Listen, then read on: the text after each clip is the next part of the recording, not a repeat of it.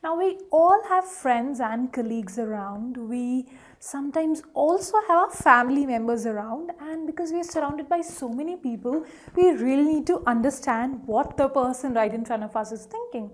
But how do we really understand that? Is there any way out to dig into the person's brain and understand? Well, not really. So the only way which can help you to understand the people around, which obviously is imperative because we all live in an ecosystem, we all live and exist together. The only way to understand is to read someone's body language. Now, obviously, as we have discussed so many times, that your words might be different or might be made up, but your body language in all likelihood cannot be faked, right? And sometimes you might be saying something, but your body language might be completely contrary. So don't you think it is really important for all of us to learn? Because we all exist in an ecosystem, it is important for us to learn, or to basically learn to understand or to read someone's body language, because that is the only way to understand anyone. Well, you all are once again most welcome to Tutorials Point. Let's go ahead and learn what are the various signs in body language which can help us to read different people. Okay, now first and the foremost thing which we have repeatedly discussed, and that is crossed arms and legs signal resistance to your ideas. Now, you might be talking to someone, putting all your effort with all your passion and compassion, but how do you even know whether whatever you are saying are just mere words, or are they really going into someone's head and mind? Well, that you can come to know if the arms and legs are crossed like this. It is but obvious that the person is very, very resistant to your ideas and is not okay with whatever you're saying. And same goes with crossed legs as well. So with crossed legs as well, it is sort of a signal that the person is creating a wall between what you are saying and what he or she is thinking. So, well, next time you see someone having crossed arms or legs, you really now understand that they are not really interested, or they are not believing in whatever you are saying. Okay, now smiles. Well, obviously, smile is something which lights up every person's heart and mind, isn't it? Now, how do you know whether the smile is real or not? Anyone could fake it, isn't it?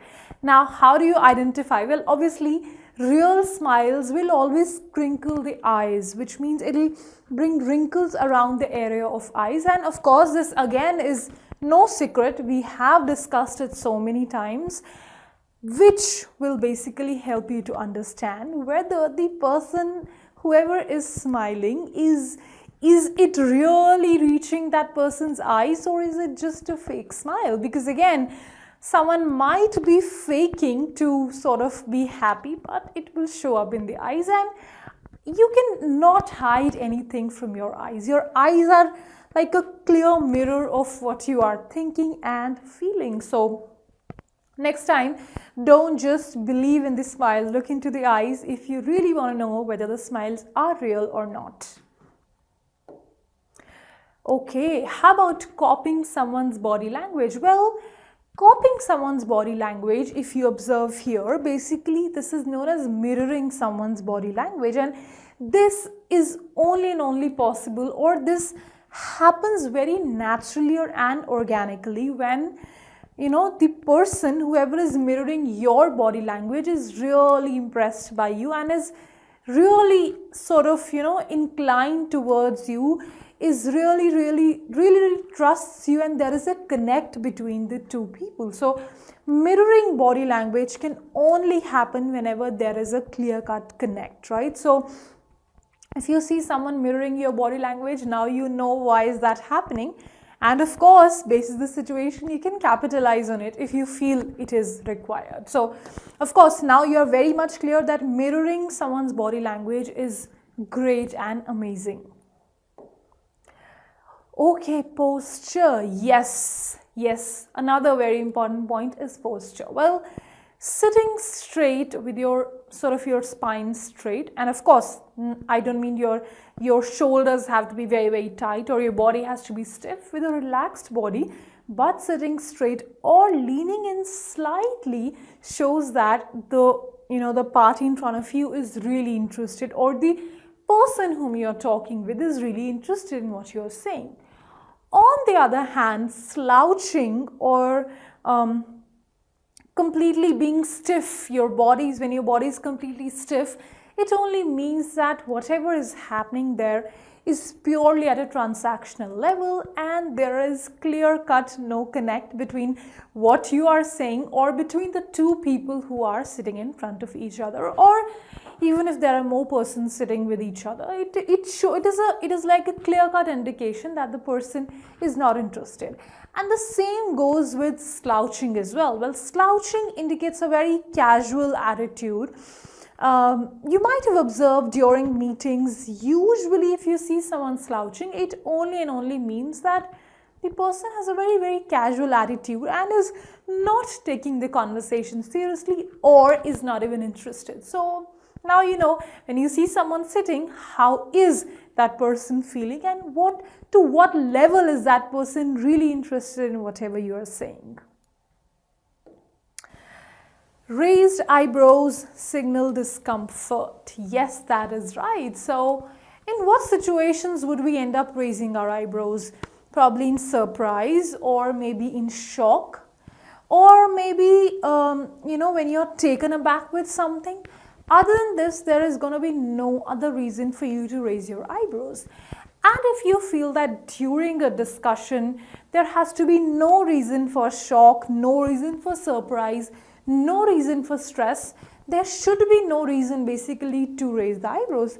But if still that is happening, well, it is signaling that there is something going on in the person's mind which probably he or she is not reflecting on the outside, but there is something, and that person is not completely into that particular situation. So again, a sign to understand what the person right in front of you is thinking.